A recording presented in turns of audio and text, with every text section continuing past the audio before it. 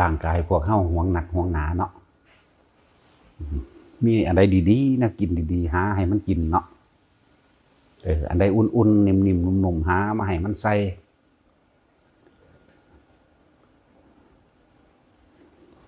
ปากบ่แดงหาแนวมาท่าเนาะห่วงบ่ได้ห่วงแต่เจ้าของได้ห่วงฮอดผู้อื่นพร้อมเด้เนาะเขาได้ผัวได้เมียมันก็ห่วงผัวห่วงเมียอีกห่วงเจ้าของก็บ่แห้งหูจักบ่สุดท้ายมาแต่ร่างกายเจ้าของก็ตายบ่ได้เผามีผู้ใดเผาเจ้าของอยู่ผู้ใดตายแล้วก็พอตามันตายแล้วก็เป็นที่น่ารังเกียจและเหม็นเน่าเขาย่านเขาก็เลยเอาไปเผาถิ่มเนาะเคยยินเดียวบ่ตายมาแล้วตะกายเจ้าของก็ยังบ่ได้เผาสิประสานยังกับสมบัติที่สู่ต่อสู่ส้นกันมาขาเอากับพ่อขาหลักเอากับพ่อหลักคมเหงร่างแกเอาใส่เหลี่ยมเจ้าเล่มันยาหาวิธีใดๆกูเอาทั้งนั้นไหมสุดท้ายแล้วก็ตายปะมันของสมบัติในโลกเนาะแค่ร่างกายเจ้าของก็ยังบ่ได้เผาเจ้าของเนาะเคยยินจากเสืออยู่บ่อันนี้หน่อยอยู่ได้คนสิได้เผาเจ้าของแต่ว่าเขาเจ้าบ่แม่นคนเด้รู้จักอยู่บอกว่าผู้ใดเผาเจ้าของครับกับพระอานนท์เดี๋ยวสันเผาเจ้าของเห็นว่าละจนเวลาไปสั่นฟันไปเห็นน้ำพวกตาบอดหูหนวกพร้อมตาซินบอดธรรมดาหูก็จังหนวกอีกแต่ร่างกายเจ้าของเองก็ไม่ได้เผาเจ้าของนะผู้เขาเจ้าเผาตัวเองแต่มีอยู่นะมีอยู่พระอานนท์พระราหุลเผาตัวเองอยู่ดาวดึงจากว่าล่ะบ่จักดอกว่าถ้าบ่บอกให้ฟังตัวคนบ่จักที่จักแดนเนี่ยตัวง่ายเด้เนาะ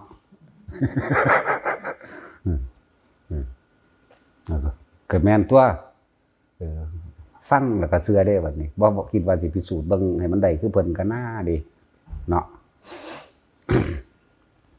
ร่างกายเจ้าของหวงหนักหวงหนาแพงหนักแพงหนาเด่นหนักเด่นหนาหยกหนักหยกหนามีอะไรดีๆซื้อไม้มันกินหาไม้มันกิน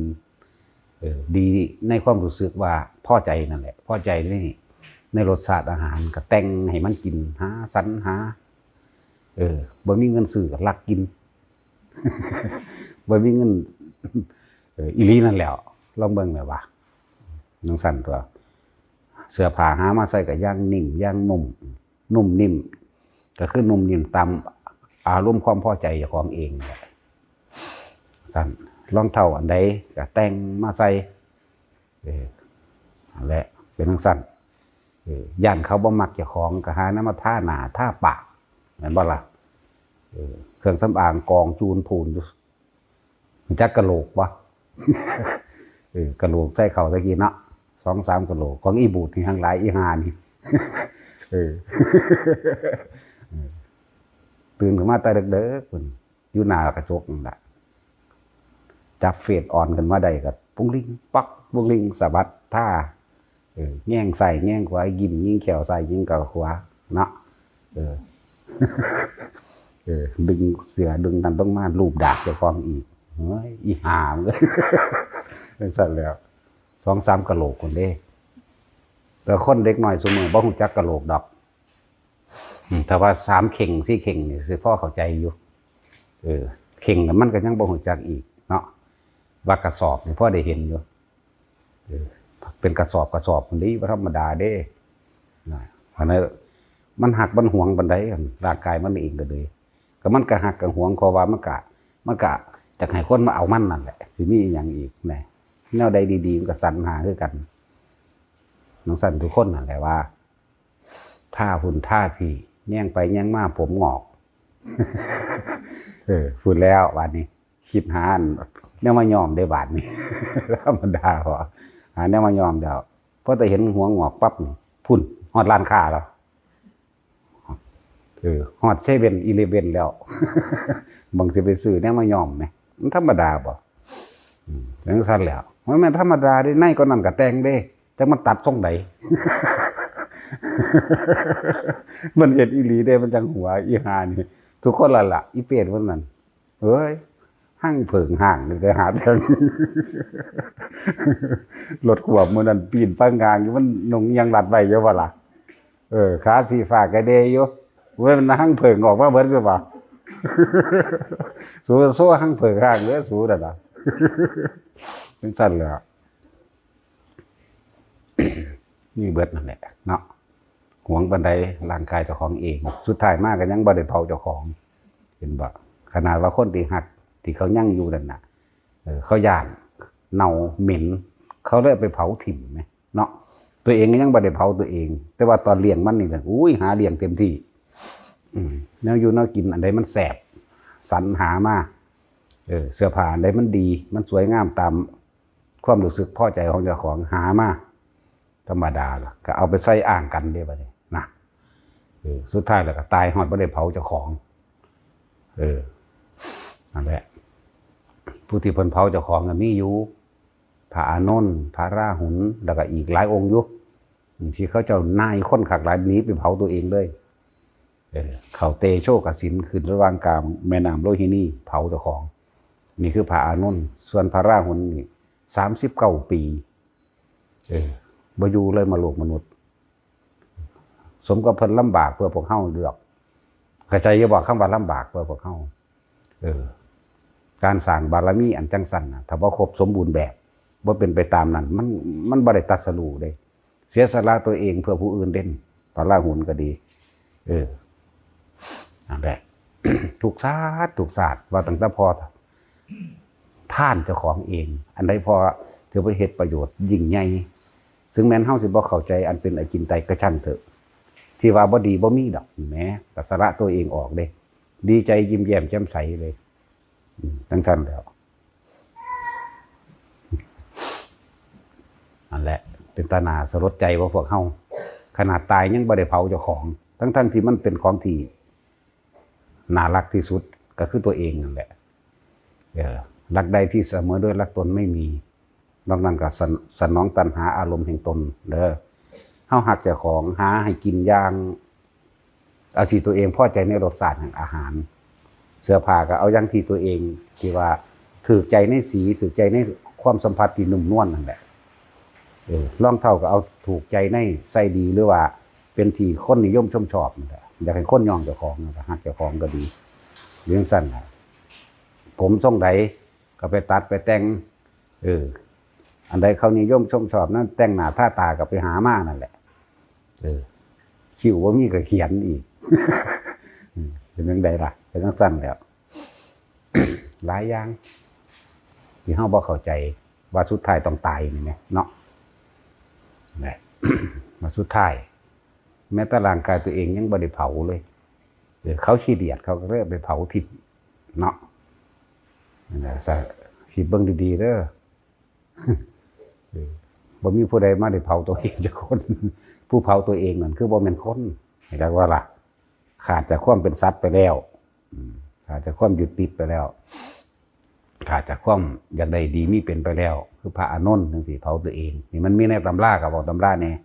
พระราหุลก็เผาตัวเองคือข้างบนบุละหลายองค์ก็ดอกชื่อซื้อเพิ่นบ่ได้ จังหวะแต่ละคนทรัพย์สมบัติที่มันมีอยู่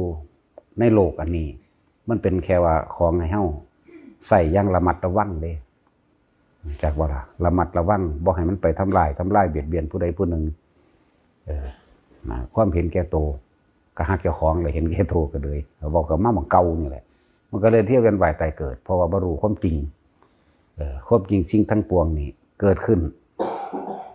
เสื่อมสลายแตกดับทั้งหมดเลยบ่มีหยังจีรังอย่างยืนจากอย่างมันเพิ่นสิเทศไปทั้งใดก็สร้างเถอะโดยอริยสัจสี่ปฏิจจสมุปบาทล้วนแล้วแต่ให้เห็นความจริงคืออนิจจังทุกขังอนัตตาทั้งนั้นแหละเพราะว่ามันเป็นของประจำโลกธรรมตัวนี้บ่มีตายดังนั้นก็เป็นนัยยะที่เพิ่นให้ข้อคิดแต่ละคนเคยยินจักเทื่อว่าพญาคอนมีผู้ใดตายได้เผาเจ้าของอยู่บ่หักเจ้าของขนาดใดอยากอวดเจ้าของว่าเก่งกล้าขนาดใดแสดงโชว์เนาะเจ้าของเป็นวัยรุ่นตะกี้นั่นโชว์จากโชว์นั่นโชว์นี่เด้เนาะจะให้เขาสะออนเจ้าของน้ำเจ้าของบึงดูกัน เรื่องสั้นเด้เฮาก็เป็นทุกคนนั่นแหละเป็นเหมือนกันนะผู้หญิงก็คือกันใส่บับแวมๆมาคือบ่ป่านมมาโหลดบ่เนาะ มันจังว่าหลีกเล่นแม่นบ่สั่นคือเขาเข้ามาวัดแล้วไอ้ห่ามึงคือป่าหีมาโหลดกันจังว่าอยู่กูจังบ่ได้คิดมากนี่จักว่าล่ะ ก็แม่นตัวมันบ่ได้คิดมากเด้บ่ได้ซอกแซกเข้าไปมันสิเป็นแนวนั้นแนวนี้เด้ป่ามาเลยก็มันเห็นแล้วมันสิคิดหยังเนาะแต่สิน เพราะท่านสิว่ากูจังบ่ได้คิดมาก นั่นตัวแต่คุณจังบ่ได้เรียนดังออก ใจมันไปใส่ระบักหานั่น เป็นนักสั่นอันแรกในสุดท้ายเราทุกคนจะเดินทางเข้าหมองเดียวกันตาย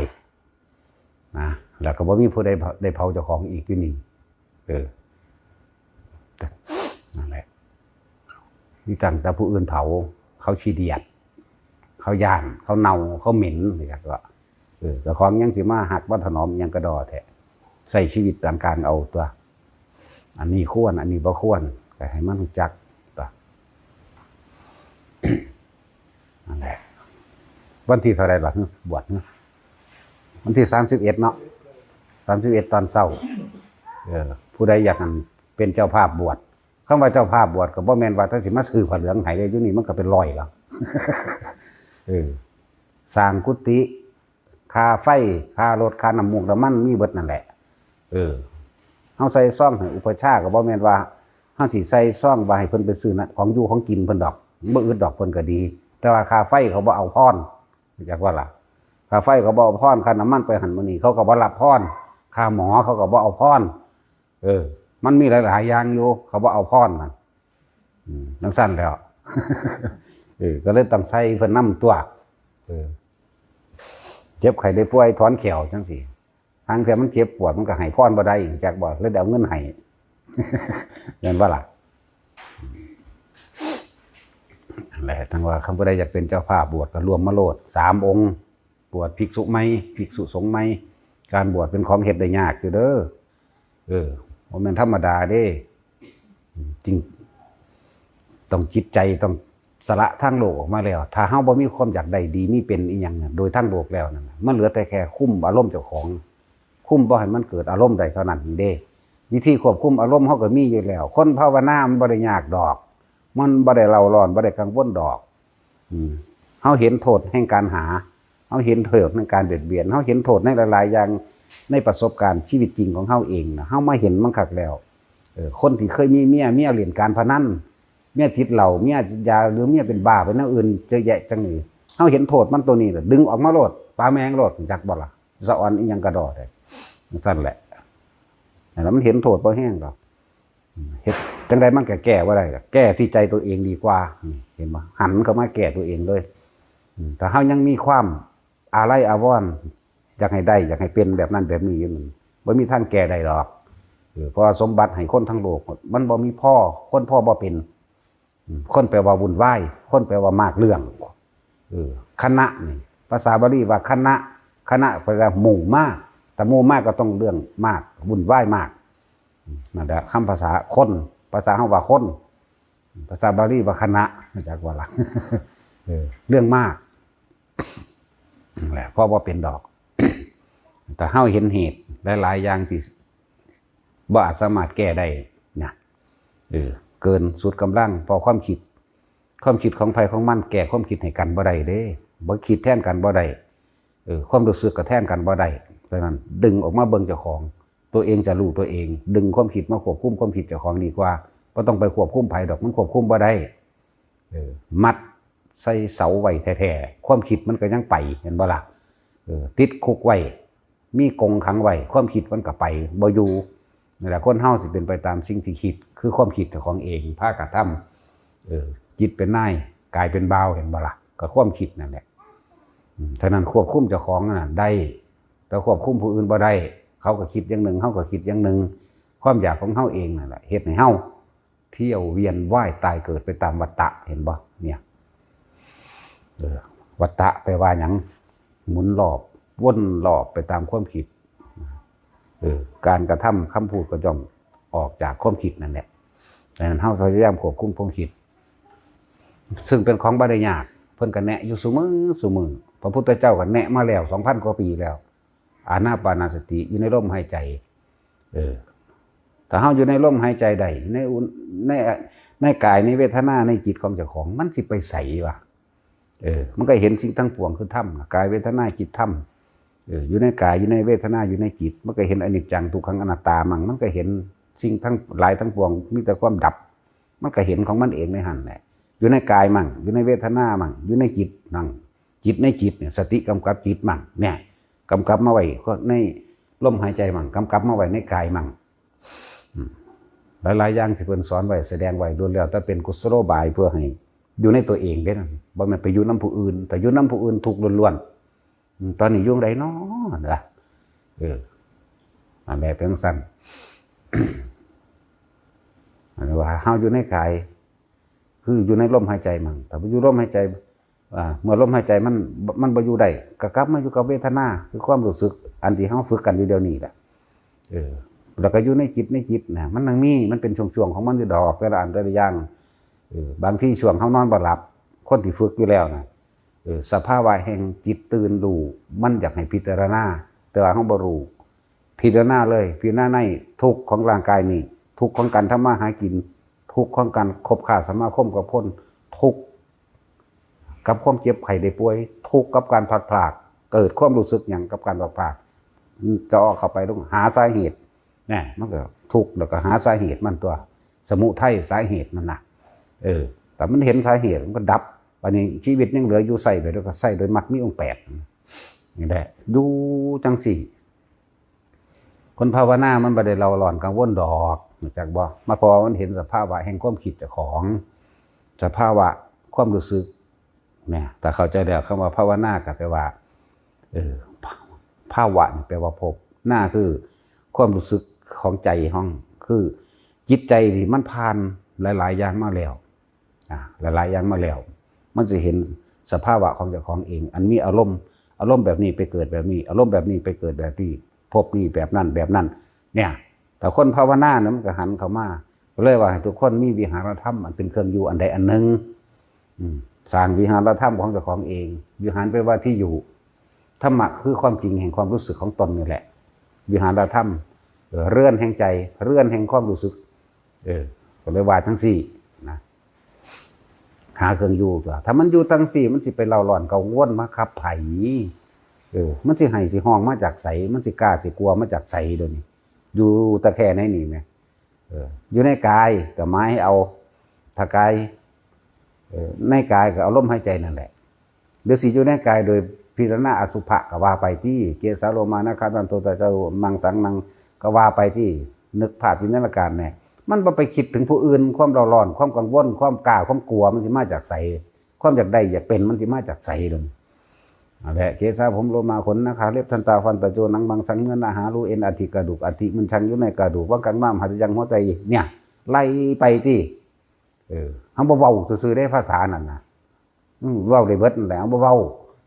บ่เข้าใจบ่มีผู้ใดมาใส่ใจอยู่ในขนาดนี้ดอกเป็นช่วงมือนึงนั่นน่ะเต็มที่มันได้เพราะหานาที่บ่บูของเขามันจอเบิดมือเบิดเว้นเบิดคืนพร้อมเบิดขึ้นพร้อมเด้ว่ามันทำนั่นเด้ในการดูจังสิพิจารณา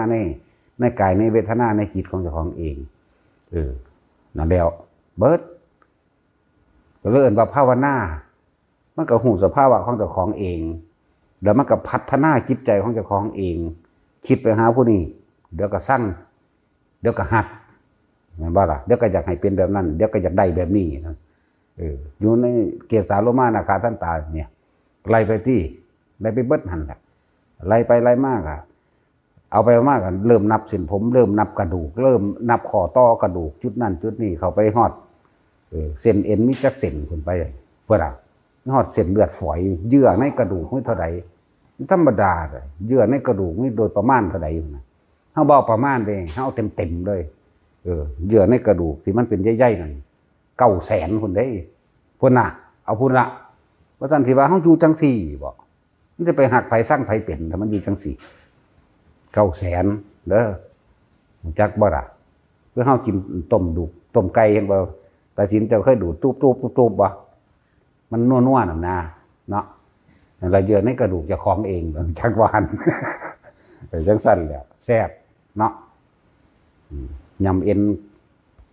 จีตีนไก่หังคักแล้วดึงมันหยาบๆนะยำพวดแซ่บ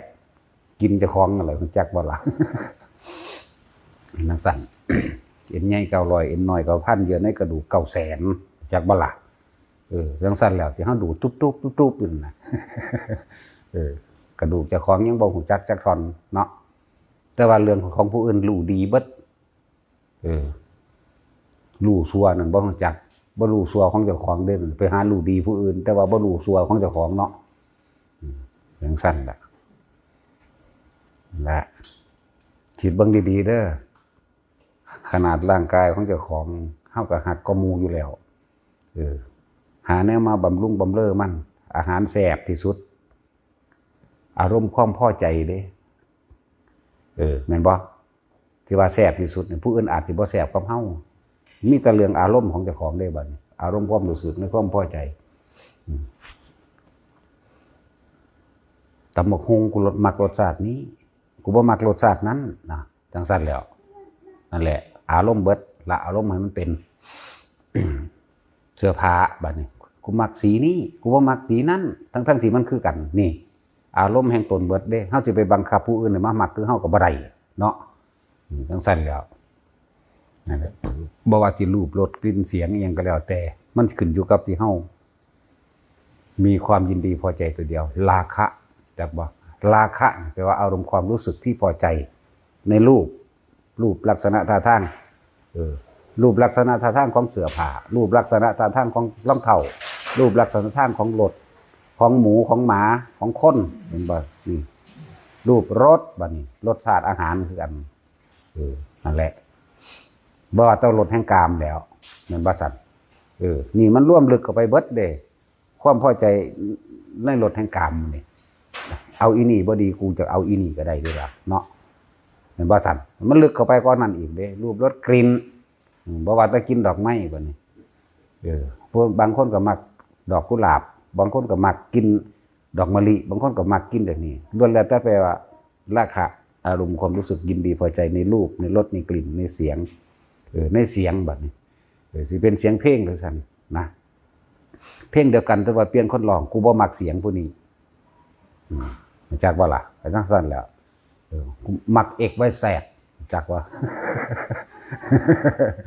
ผู้ยินว่าบ่ฟังเด้สบายดีหรือเปล่าเห็นว่าล่ะข่าวไม่เคยรู้สืบดูเธอไม่อยู่แอบดูแวะมองหาเห็นว่าตะกี้โทรศัพท์มันหายากๆเด้เนาะจะโทรก็ไม่โทรมาว่าซั่นไม่มีแม้เวลาจะบอกลาเพื่อนเก่านะเห็นว่าล่ะมันสิมีคนลึกซึ้งอยู่ดอกตัวนี้นะแมงปอปีกบางเจ้ากลางปีกสวยฝากบอกเขาด้วยคิดถึงมากมายว่าเด้เนาะโอ้ได้สั่นเลยของเฮาบ่ได้เคร่งเครียดเด้ผมจักบ่เฮาสบายเคยฟังบ่สมชัยมึงเอกไว้แซ่บมันบ่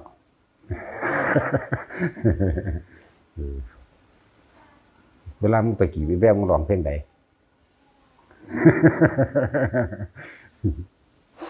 กูจักได้ตาจุยจีบยายลมสาวลมเจ้าคิดกับข่อยแนวใดอยู่ซั่นคนละเรื่องกันเลยโอ้ยนั่นแหละบ่มีสมองพวกกินขี้ดังอย่าพอนั่นแหละเว้าแล้วก็ต้วยขี้ดังมาท่าดากบ่จักว่าล่ะพวกกางเกงเป็นเขิบอยู่ฟันบ่ทันสิมักเนาะสั่นแหละตะกี้เฮาบ่รู้อันใดก็โลกสดใสทั้งสดใสไปทั้งทุกข์เบิดนั่นแหละหมายถึงว่าเสียงหรือเพลงล้วนแล้วแต่สิ่งที่เฮาชอบเฮามีความพอใจเฮาก็เลยอยากให้ผู้อื่นชอบตามโดยเฉพาะคนที่เฮาชอบใจเขานั่นแหละมักเขานั่นแหละเฮาก็เลยอยากเอาสิ่งนี้ให้เขาบางที่เขาบ่มักก็มีเนาะ ทั้งสั้นแล้วรูปรสกลิ่นเสียงสัมผัสบัดนี้ได้สู้เขาหน่อยก็เอามือไปใกล้ๆกับสร้างตึ๊ดหน่อยเคี่ยหน่อยก็เอาเนาะบัดได้กันมาแล้วดีกูนายหลายพวกจีบกันโอ้ยมันกินหอกเลยธรรมดาเด้ตั้งแต่หมาเขานี่ก็บุ้ยหมาผู้สาวกูเลยดีใจซื้อขนมน้ำเนยมันได้หมากันเลยเห็นว่าตาสินหลานเขามากก็ดีใจกอดเบาทั้งสันทั้งสี่สว่าน้ำหน่อยเยอะยกขึ้นมาลองเพลงให้มันฟังหรือให้มันลองเพลงมั่งเด้เนาะแต่ว่าใจมันไปอยู่น้ำพุแต่ของหมักคนเด้แม่นว่าล่ะลุงป้าเอาเขามากก็ถามรถเนาะอีลีนี่แหละพอเฒ่าไม่เฒ่ามากก็ดีใจเด้พี่ชายน้องสาวรู้ยังเขามาดีใจปุ้นต้นขามใหญ่อยู่กลางทงหน้าเขาก็ดีใจฝุ่นมันนึกคิดปรุงแต่งพัฒนาไปดอกดำหน้าหยอกกันจุกกิ๊กจุกกิ๊กก็ว่าได้เนาะอีลีนี่แหละความจริงก็เป็นกษัตริย์แหล่ไปก็ดีบ่จักหวังมันสิถูกฝนตกก็ขามทางไปเนาะฮีโปมึงเป็นซาดิลีบ่ฝนตกลิ้นขามทางแต่ไปขาก็บ่เกินกันกระจัดไปเลี้ยวใส่เลี้ยวหลังพร้อมเด้ยันแม่น้ำแม่นว่าตาสินเจ้าไปอู้รถบ่สั่นแล้วสั่นฝนตกก็ว่าอยากฟ้าห้องก็บ่กลัวเหมือนแกบ่ล่ะนั่นแหละโตบนเท้าเกิดเท่าตายอารมณ์ราคะความยินดีความพอใจถ้าว่ามันพอใจแต่มันกล้าเห็นบ่มันกล้าเฮ็ดได้เพื่อตัวเองนั่นแหละมันกลัวมันก็กลัวคือกันเด้มันย่านหยังย่านผู้อื่นมาเอาของกูเนี่ยก็เลยหาวิธีหลายอะไรอย่างปกป้องไว้เว้ากวมเขาไว้เว้าคมเหงเขาไว้หรือเว้ากันไว้เนาะว่างสนุกอยากบ่หูจักฮอดสนุกเด้ธรรมดาได้ว่างสนุกผู้นั้นผู้นี้ไว้เด้มีเบิดนั่นแหละยายไม่หมดเข้าใจว่าเดี๋ยวนี้เดี๋ยวนี้สบายสบายได้เดี๋ยวโอ้ยสบายเบาเดี๋ยวแต่ละคำคิดอยู่โดนหรือนั่นมันบอกออกบอกได้สั่นแล้วแต่อารมณ์เห็นป่ะอารมณ์ทั้งเบิดนี่อาสวะขยะอารมณ์อันยังข้องเกี่ยวอยู่เด้อความรู้สึกที่ยังมีความข้องเกี่ยวอยู่ในความพอใจกับไม่พอใจนี่เอิ้นว่าอาสวะนี่โตติละตัวเดียวนี่บ่ได้มันละทั้งเบิดยังดอกถือว่าราคะความยินดีพอใจกับเกี่ยวกับอารมณ์ความรู้สึกที่พอใจคือเก่าเห็นบ่ล่ะในรูปในรสในกลิ่นในเสียงในสัมผัสนั่นก็เกิดความรู้สึกพอใจและไม่พอใจตัวบัดนี้สั่นแต่ว่าเรื่องอันผัวกับเมียบัดได้กันมาแล้วเนี่ยเว้าเรื่องญาติเขาเว้าเรื่องหลานเขาเว้าเรื่องพ่อแม่เขาบัดได้กันไปแล้วนะพวกเป็นลูกไผ่เนาะมันก็ผิดกันกับญานั่นแหละพวกเป็นลูกเคยมันก็ผิดกับพ่อเฒ่าที่พี่หยังพวกน้องนุ่งเขาสั่งกันคือยังดีเด้ว่าธรรมดาเด้เนาะอีหลีนี่แหละสั่งกันเด้บัดนี้ไปครอบว่าได้ลูกมาแล้วหังนักไปก็เก้าอีกแย่งให้แย่งหน้ากันเนาะฆ่ากันได้บัดนี้เห็นบ่ล่ะฆ่าเพื่อเจ้าของนั่นแหละอะไรความบ่รู้ถ้าพวกเจ้าบ่เอาคิดเบิ่งความจริงในชีวิตจริงพวกเจ้าเด้อมันแม่นหรือบ่แม่นตะกี้ถือกันกับหน้าเห็นบ่ล่ะเนาะสมชายน้องเมียจักว่าผู้ชายนั่นถือกันบัดไปอยู่นำกันแล้วบ่ถือกันเด้แม่นบ่ล่ะเขาเดี๋ยวมันก็เอาอันนั้นไปใส่เดี๋ยวมันก็นี่มันใส่ศูนย์ได้บัดนี้เนาะอีหลีนั่นแหละผิดกันเวลาปันให้ปันหน้ากันปันสมบัติกันหั่งคักนั่นแล้วนั่นแหละสารพัดภัยในวัฏสงสารมันติดน้อมเข้ามาความเห็นแก่ตัวมันบังเกิดเพราะว่าอารมณ์ความพอใจของเจ้าของเลยอยากได้อยากดีอยากมีอยากเป็นแต่ผู้เดียวนะว่าพวกเข้าบัดนี้แต่คนภาวนานั่นน่ะ มันบ่คิดมากดอกมันสิอยู่กับลมมันอยู่กับความรู้สึกของเจ้าของมันอยู่กับการพิจารณาความในใจของเจ้าของเอิ้นว่าจิตในจิตพิจารณาความในใจนั่นแหละติดหยังฆ่าหยังข้างหยังระลึกให้มันเบิดเลยถ้าเท่าที่จำได้นั่นล่ะแต่เวลาจิตในจิตก็เลยสัญญาเวทนาสังขารวิญญาณก็โตจิตโตใจมันอันเดียวกันนั่นแหละพิจารณามาเรื่อยจนถ้าเท่าจำความใดคนนั้นจำความมาเนี่ยแล้วก็หาตัวหาบางใดมันถูกหาใดมันเป็นเหตุถูกเหตุอันใดสิดับทุกข์ได้เหตุอันใดสิใส่ชีวิตที่เหลืออยู่โดยบ่มีความอยากได้อีกก็ทั้งสั้นแล้วนั่นแหละราคะเด้อผู้รู้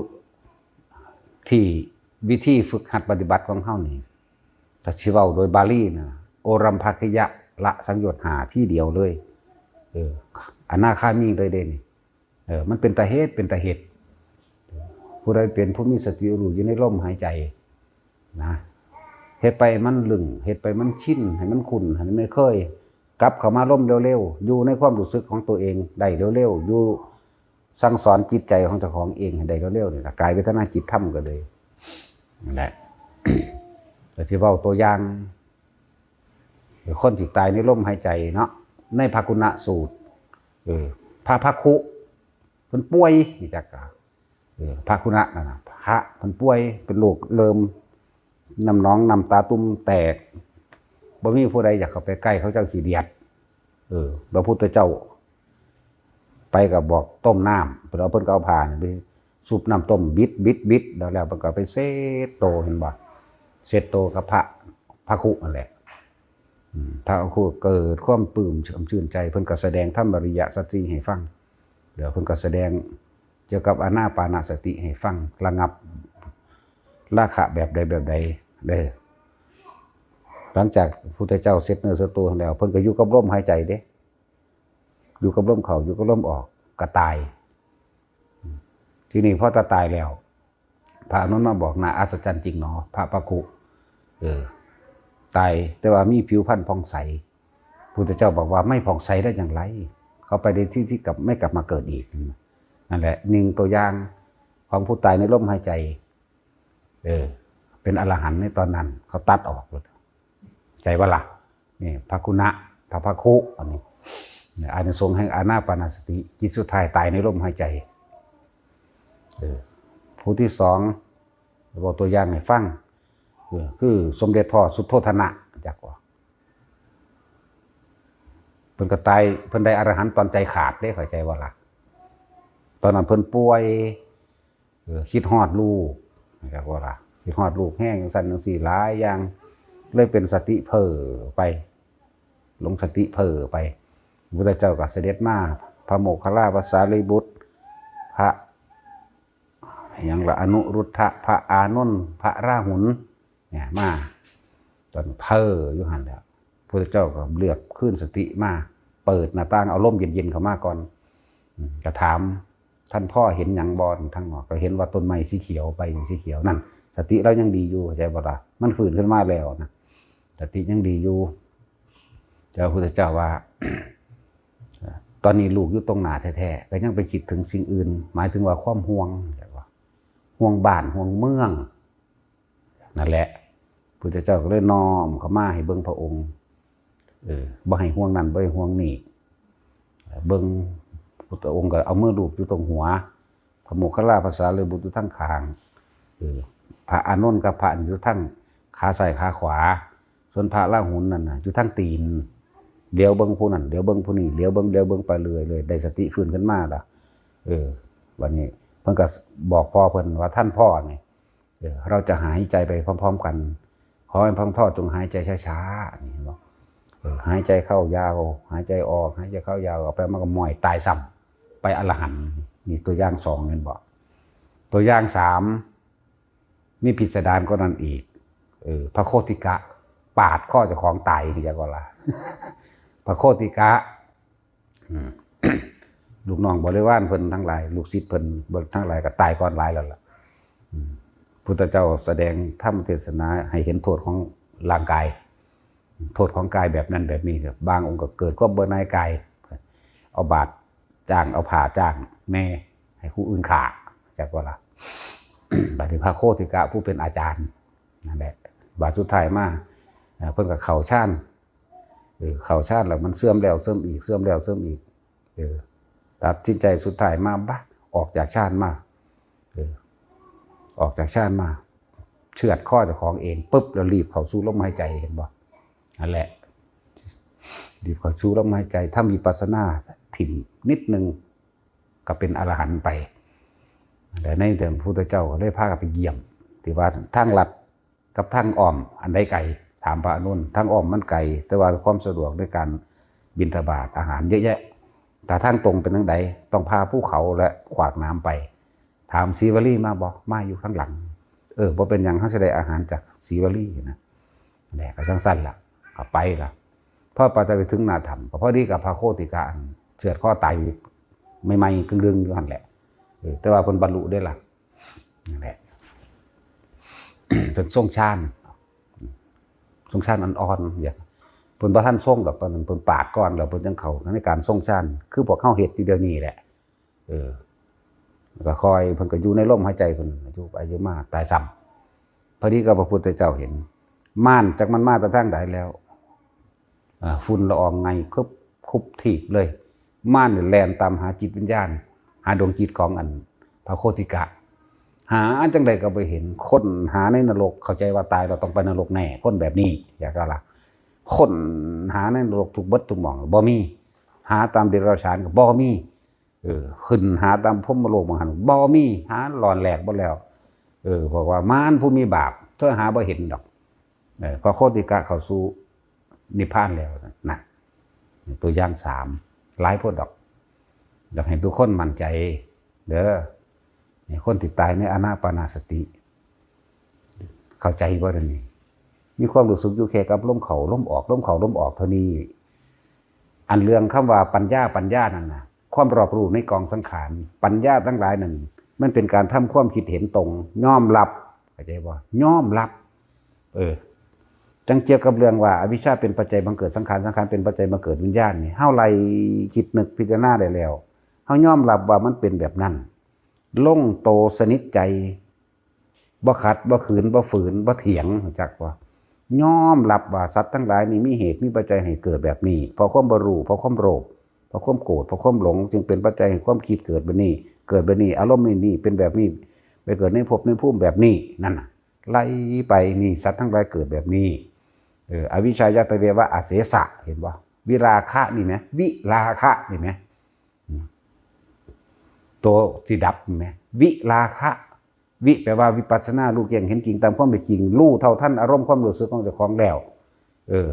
นี่ละความยินดีในความยินดีพอใจในรูปในรสในกลิ่นในเสียงในสัมผัสแล้วอารมณ์เกิดไม่ได้นี่แหละอวิชชายตเววะอาเสสะวิราคะนี่นิโรโทนั่นรู้เท่าท่านตัวนี้มันบ่ปรุงแต่งไปสังขาระกับนิโรธาความคิดทั้งหลายก็ถูกดับไปนั่นแบ่งสั้นแล้วบ่ไล่ทั้งเบิดก็ได้มันดับเองดอกเดี๋ยวก็ว่ากูไล่ว่าได้อีกแล้วกูไล่ได้เบิดนั่นแหละ120เนื้อยะคนเด้อบ่ได้ไล่ได้ซ้ำมันเนื้อยะเดียว2เนื้อยะนี่หลอนแหลกเลย120พุ่นหรือสิมีหลายกว่านั้นอีกปุ๊ถ้ามันหลายกว่านั้นก็เบิดปัญญาอยากว่าล่ะนั่นแหละละราคาตัวเดียวว่าละบาทเนี่ยเหตุปัจจัยแห่งความเหตุปัจจัยทั้งหลายที่สัตว์จะไม่กลับมาเวียนว่ายตายเกิดเพราะความรู้เท่าทันหรือเพราะความรู้แจ้งเห็นจริงตามความจริงในอารมณ์ความรู้สึกแห่งตนนี่วิราคะนิโรธามันรู้ท่านแล้วว่าความคิดนั่นนี่มึงสิไปนั่นนี่กูดึงเข้ามาล้มปั๊บไปนั่นนี่กูดึงเข้ามาล้มปั๊บมันก็หยุดทันตัวสังขารกับนิโรโทมันก็ดับทันตัวความคิดนั่นแหละดับจากบ่ละวิญญาณกับนิโรธาไปเลยตัวมันบ่มีที่รองรับความรู้สึกวิญญาณตัวรับรู้ความรู้สึกว่าพอใจกับบ่พอใจนั่นแหละนั่นน่ะวิญญาณนิโรธาก็ดับไปมันก็ดับรูปดับนามไปเลยดับตัณหาไปเลยดับภพดับตัณหาดับอุปทานดับภพดับชาติสารมรณะที่มีมาได้ไดมันดับราคะวิธีดับราคะที่ง่ายที่บอกทุกคนว่าดับเฮาเว้าเบื้องต้นยังต่ำไว้นี่โอรัมภาคิยะนี่ อารมณ์ความรู้สึกคำว่าโอรัมภากิยะกันเลยอารมณ์ความรู้สึกที่จะก่อเกิดพบอันเป็นไปต่างๆเรียกว่า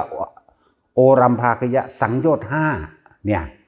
เมื่อเฮารู้เท่าทันอารมณ์เนี่ยโอรัมภากิยะนี่รู้เท่าทันอารมณ์แห่งความรู้สึกทั้งหลายที่จะเป็นไปในภพต่างๆบัดนี้เฮารู้ท่านแล้วเลยเอิ้นว่าดับสังโยชน์5หรือที่เดียวจักบ่สังโยชน์แปลว่าหยังอีกล่ะบ่เข้าใจอีกล่ะเนาะสังโยชน์รู้จักว่าสมชายสักกายทิฏฐิวิจิกิจฉาศีลพัตตุปามาสนั่นบ่ล่ะปฏิฆะกามราคะนี่ไหมนี่เห็นบ่นี่มาจุดต้องกามราคะคือเก่านี่เห็นบ่นี่ความเกี่ยวข้องสัญโยชนะความเกี่ยวข้องความผูกพันความรัดตึงความร้อยรัดแปลได้หลายคือหยังนั่นแหละแต่ว่านี่ถ้าเฮาอยู่ในลมหายใจได้เนี่ยรู้ลมเข้ารู้ลมออกบางทีบ่อยู่กับลมก็สร้างแต่ว่าอยู่กับความรู้สึกแห่งตนอันเป็นเวทนาในเวทนาเอาอุเบกขาเวทนาเนี่ยมาเป็นเครื่องอยู่นี่อยู่ในตัวนี้แหละปิตินี่แหละนิ่มๆนุ่งๆนี่แหละนี่ก็ได้ถ้าบ่อยู่ในตัวนี้ก็อยู่จิตในจิตพิจารณาประสบการณ์ชีวิตของเจ้าของที่มันจดจำสังสมเข้ามาจดจำแบบนี้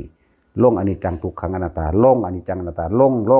ตัวเดียวดูได้เนี่ยกายเวทนาจิตสิ่งทั้งปวงก็ถือลื้อฟื้นขึ้นมาทำทั้งหลายก็คือสิ่งทั้งปวงนั่นแหละทำแปลว่าสิ่งทั้งปวงน่ะสัพเพธัมมานี่สัพเพธัมมานารังบัดสิ่งทั้งหลายทั้งปวงไม่ควรเข้าไปถือเอานี่บ่ควรเข้าไปยึดหยังจักอย่างเลยนะนี่แปลนี่ภาคภาษาที่อธิบายขยายความให้เกิดความเข้าใจซื่อแต่ว่าภาคจริงๆมันอยู่ในหูดังนี่เลยเข้าใจว่าล่ะภาคปฏิบัติจริงๆอยู่ในหูดังนี่แหละเพราะความอย่างอื่นมันหูมาเบิดแล้วล่ะแต่ผู้ใดจักได้ความรู้ก็อ่านเอาในหนังปัตตปิฎกมีเบิดอยู่ในหันแหละดูแล้วละได้ว่านี่ต่างหากล่ะนี่ต่างหากจึงบอกว่าความรู้ทั้งหลายเป็นความรู้เกิดความรู้ทั้งหลายเป็นความรู้ที่พาไปเกิดเป็นความรู้สังขารแต่ว่าการสิดับสังขารใดคือบ่คิดใช่ว่าล่ะเคยยินเบาเพิ่นเบาต้องหมดรู้อยากว่าล่ะคือจะเอาความรู้มาออกมายืนยันตัดสินนี่อยู่ในความตกของอยู่ในร่มรถนั่นแหละอยู่ในร่มรถมันนึงเป็นของมันเอาเองหรอกบัดนี้คนที่ฝึกไปแล้วรู้ลมเข้าออกพร้อมกับอาการปิติหรืออุณโลมที่เกิดขึ้นระหว่างกลางคิ้วมันยังสิมาเกิดพานในความรู้สึกสิพามาทั้งกายเฮาบ่ว่าสิโยกหน้าโยกหลังโยกซ้ายโยกขวาบ่ว่าสิหมุนโดยความรู้สึกอย่าสนใจเข้าไปคิดรู้อยู่กับลมอย่างเดียวรู้สึกตัวแค่กับลมรู้สึกตัวทั่วพร้อมนะจะบอกว่าให้ทุกคนหาวิหารธรรมหรืออันเป็นเครื่องอยู่เป็นผู้พิงจิตหนึ่งที่เพ่งอยู่คำว่าจิตหนึ่งที่เพ่งอยู่เนี่ยจะเอิ้นว่าวิหารธรรมกับแมนเป็นเครื่องอยู่แห่งความรู้สึกแห่งตนคืออยู่ในกายของตนอันใดอันหนึ่งในกายเวทนาจิตธรรมนี่สติปัฏฐาน4นี่อยู่ในนี่แหละมันสิไปใส่วะนะเรียกว่าเป็นผู้มีจิตหนึ่งที่เพ่งอยู่ได้แล้วซึ่งธรรมบ่ต้องไปหามืออื่นอีกเอานี่เลยลมหายใจนี่กับอุณาโลมบางที่เฮาเคลื่อนไปแล้วจากลมหายใจอุณาโลมเกิดก็อยู่ในความรู้สึกนี่ความรู้สึกนี่มันปราศจากความคิดมันบ่คิดนึกถึงบุคคลสัตว์สิ่งของอันเป็นอดีตอนาคตเด้คือจังเฮายางไปตามทางนี่มันเกิดขึ้นปั๊บเอาเองโลดนี่เอ้าบ่ได้จับลมกว่านั้นน่ะบางคนก็กลับมาจับลมต้องอยู่ในความรู้สึกนี่โลดเป็นจังซั่นบางที่ความคิดบัดนี้กายเวทนาจิตบางที่รู้สึกว่ามันนอนบ่หลับแต่ว่าบ่มีเรื่องกลุ่มเข้าใจบ่มีเรื่องกลุ่มใจเลยมันนอนบ่หลับมันนะคิดหาบางใดให้กลุ่มใจนักใจเรื่องใดบ่มีแต่ว่ามันบ่หลับนั่นคือภาวะของจิตตื่นมันจากพิจารณาก็เลยบอกว่าเอาประสบการณ์จริงในชีวิตจริงของเจ้าของนี่พิจารณาเลยแต่จำความใดพุ่นล่ะพิจารณาเบิดทุกอันเลยสัญญาต่างๆคนขึ้นมาลงอนิจจังทุกขังอนัตตานั่นแหละสัญญาความรู้สึกในอันเก่าๆขึ้นมาไล่เบิ่งเลยไล่เบิ่งถ้าสิเว้าอีกซับหนึ่งนะคำว่าตะกี้เอิ้นว่าอุปทานคือความอยากได้ดีมีเป็นทั้งหลายเดี๋ยวนี้ถ้าตัวนี้มันสิเป็นอัปทานมันสิไล่ล้ำลึกเก่าๆที่ผ่านมาแล้วมันก็สิเห็นอัปทาน บ่ได้ล้ำลึกแบบความอยากบ่ได้นึกคิดพิจารณาแบบความอยากแต่ว่านึกคิดพิจารณาเห็นความทุกข์เห็นความบ่เที่ยงแท้แน่นอนเห็นสิ่งทั้งหลายทั้งปวงเกิดดับเห็นบุคคลที่รักตายเห็นบุคคลที่เกลียดตายเห็นสัตว์นั่นนี่หลายอย่างที่มันเปลี่ยนแปลงไป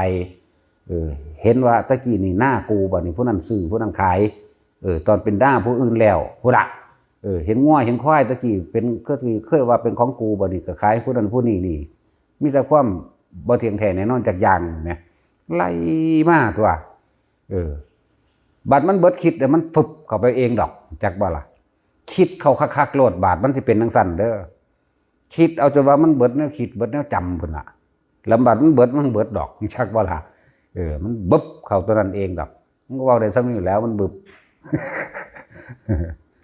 บัดมันสิเป็นจังเป็นดอกนอนหลับแต่ว่าบ่มีเรื่องกังวลดอกนอนบ่หลับนั่นแต่ว่าบ่มีเรื่องกังวลสังเกตเจ้าของบ่มีเรื่องกังวลอีหยังแต่ว่ากูขึ้นนอนบ่หลับเด้อบัดนี้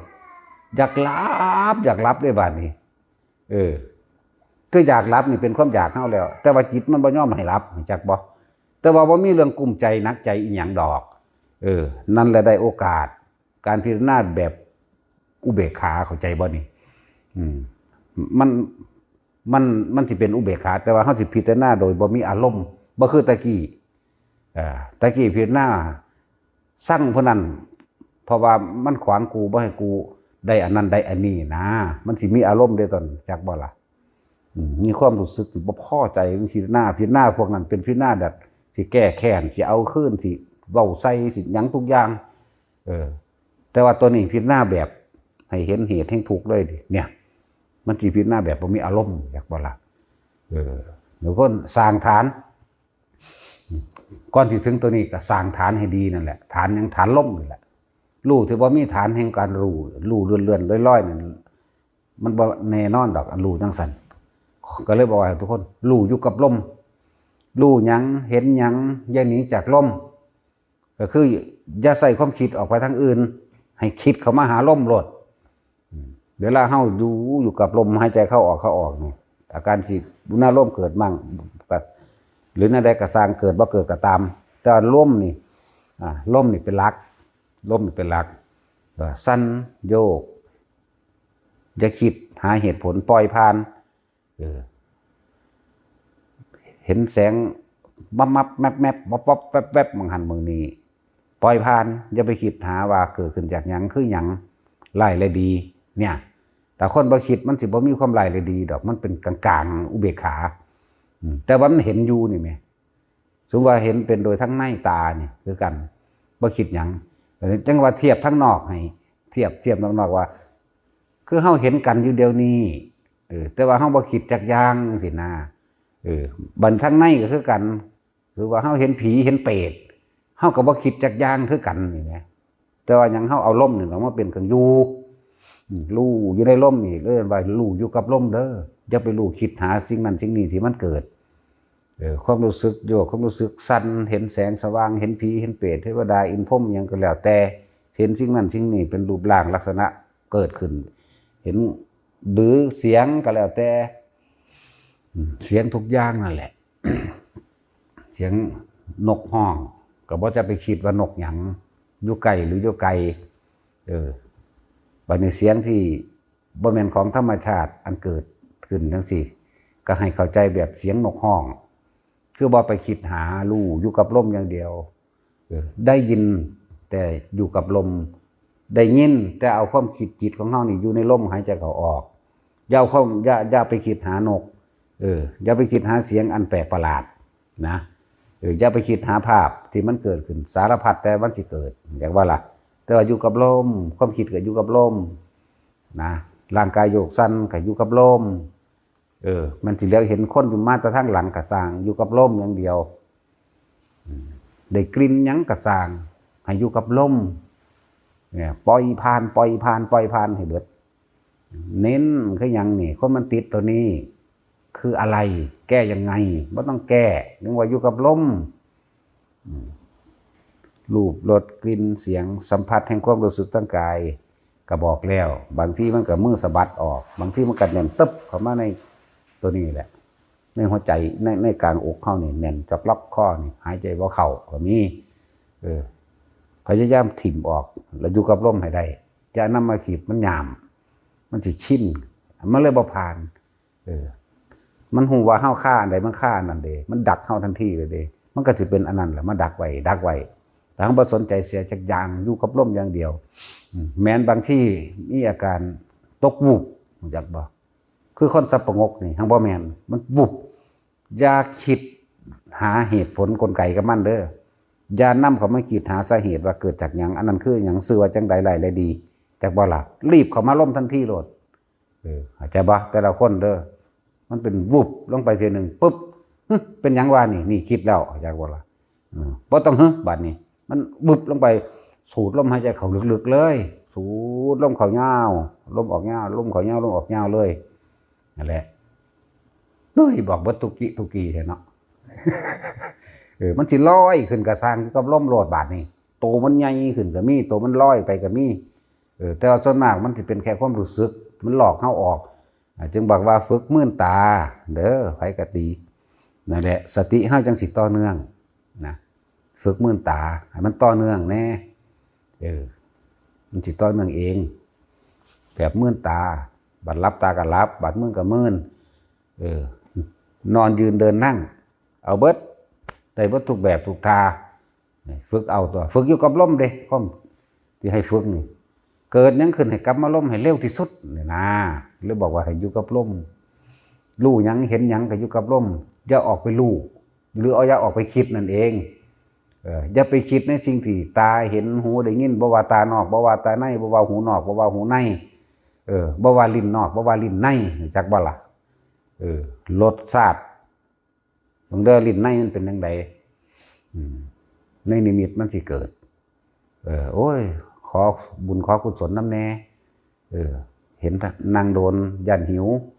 บางที่เขาเอาคือจังอาหารทิพย์มาสโลมแต่เกิดความรู้สึกในลิ้นแบบแซ่บจักบ่อย่าเอาความรู้สึกมาใส่ตัวนี้อยู่กับลมอย่างเดียวอย่าคิดนั่นแหละลิ้นนอกลิ้นในจักว่ามันมีเบิดเด้ของเฮาบ่ได้เฮ็ดแค่เดียวได้เป็นล้านกลัวต้องเว้าทับไปก่อนเป็นล้านเด้มันมีเฮ็ดดำ10เทื่อ100เทื่อยังกระจอกสิบอกให้ความสงบแค่100เทื่อนี่ยังกระจอกอยู่เด้100เทื่อ1,000เทื่อยังบ่ทันได้ชินยังบ่ทันได้เป็นการชำนาญบ่ได้มีความชินชำนาญในการเข้าฌานออกฌานล่ะแต่สิเว้าบาลีว่าวาสีบ่มีวาสีดอกสำนั้นน่ะแต่เป็นล้านๆแล้วยังใครแน่บ่แม่นล้านดอกล้านกว่าบ่ทันได้พอล้านเดี๋ยวเว้าใหม่เดี๋ยวสิว่าเฮาเว้าผิดอีกล้านกว่าจักกว่าตัวก็ชื่อว่าได้บางหันคือว่าต่ำกว่าล้านบ่แห้งนั่นล่ะวาสีกำหนดได้นั่นแหละว่ากำหนดได้พวกนี้แล้วว่าเฮ็ดไปเรื่อยๆหลักใหญ่ของเฮาเอาลมอย่างเดียวเด้อสำคัญไว้เข้าใจบ่สำคัญมันหมายไว้แต่กับลมนั่นแหละลมบ่มีรูปร่างลักษณะท่าทางลมบ่มีตัวตนจักว่าล่ะลมเป็นความว่างตัวนี้แต่คิดถึงบางอย่างอื่นสมมุติว่ากรรมฐานอย่างอื่นก็เป็นแค่เป็นเครื่องอยู่หรือเป็นแค่เครื่องคมนึงเด้จังอสุภะจังซี่เฮาก็คิดพิจารณามาพอแห้งนั่นแหละแต่ก็บ่เอาไปยินเว้าให้ฟังซื่อเรื่องอสุภะนี่ถนัดคือกันนั่นแหละนะไล่เบิดเส้นผมมีเท่าใดเส้นขนมีเท่าใดเยื่อในสมองเยื่อในกระดูกมีเท่าใดกระดูกมีจักท่อนผู้หญิงมีจักท่อนผู้ชายมีจักท่อนใส่มีจักขดใส่ผู้หญิงมีเท่าใดแขวผู้หญิงมีเท่าใดแขวผู้ชายมีเท่าใดไล่หลอนแหลกเบิดนี่แต่มันก็คือยังมีอารมณ์อยู่นี่แหมเวลาเฮารับตานี่นึกภาพขึ้นพอปุ๊บคือเกศผมลงมาคนนักเรียนตาฟันตะโจนมาสังเนื้อนี่ไหลปุ๊บก็เป็นภาพไปเด้เยื่อในกระดูกนี่มันก็ขึ้นมาเป็นภาพมันเดียวธรรมดาเด้นี่แหละแต่ว่าเอาอสุภะมาอันนั้นหมอมันละเบิดละปานนี้เนาะบ่ฆ่ากันดอกเห็นบ่หมอมันพาเห็นบ่หมอมันพาคนพาสินเอ็นพาหมันพานี่พาหัวใจมันก็ยังหวงผัวหวงเมียอยู่มันคือขากันอยู่เนาะแต่ว่ามันละได้ไหมเนาะเป็นก็เลยว่านั่นเป็นแค่เครื่องอยู่หรือกุศโลบายอันหนึ่งเพื่อให้อยู่กับตัวเองหรือสื่อดอกเครื่องคมเป็นแนวทางเพื่อให้เกิดการเห็นหรือสื่อเข้าใจว่า ก็เลยว่าเป็นปัญญานี่เป็นแค่ปัญญาของสังขารปัญญาทั้งเกิดกับให้เห็นความเกิดของหมูสัตว์อาศัยเหตุปัจจัยแบบนี้ให้เห็นความบ่เกิดของหมูสัตว์อาศัยเหตุปัจจัยแบบนี้นะบัดนี้เฮาเข้าใจดีแล้วเฮายอมรับเฮาบ่เถียงมันจากอย่างบัดนี้แต่ว่าเฮ็ดจังใดเฮาสิควบคุมตัวเองได้เพื่อให้เกิดความชินในก่อนสิตายเฮ็ดสิเข้าลมหายใจได้เร็วๆนี่เนี่ยตัวสำคัญมันว่าปฏิบัติธรรมมาทั้งเบิดอ่านธรรมมาทั้งเบิดบ่ว่าสิเป็นจากการอ่านจากการได้ยินกับอ่านได้ฟังหรือการพิจารณาเอาเองเฮาสิมาใส่เวลาสุดท้ายเวลาตายนี่เวลาสุดท้ายเกิดมากับลมเบิดก็ต้องเบิดไปกับลมจากว่าล่ะ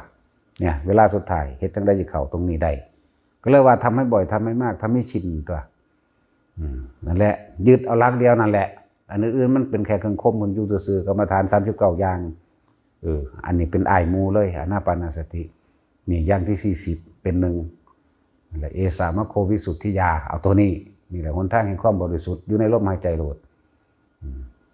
นู่นสิได้แปลบาลีอีกแล้วว่าเนาะเดี๋ยวก็ว่ากูแปลบ่ได้อีกจังซั่นบ่แปลแมงดอกนี่อยู่ในลมหายใจนี่โลดแต่ละคนเด้ออย่าลืมว่าบ่มีผู้ใดได้เผาเจ้าของเจ้าคนเลยอยู่นี่เห็นบ่ล่ะหรือผู้ใดสิถาเผาเจ้าของก็คือว่าเก่งมากแต่เผามันได้คือพระอานนท์เด้เหาะขึ้นไปกลางอากาศอยู่ระหว่างทำการแม่น้ำโลหินีเข้าสู่เตโชกสินใหม่เจ้าของแบ่งกระดูกให้พร้อมเด้เนาะจังซั่นแล้ว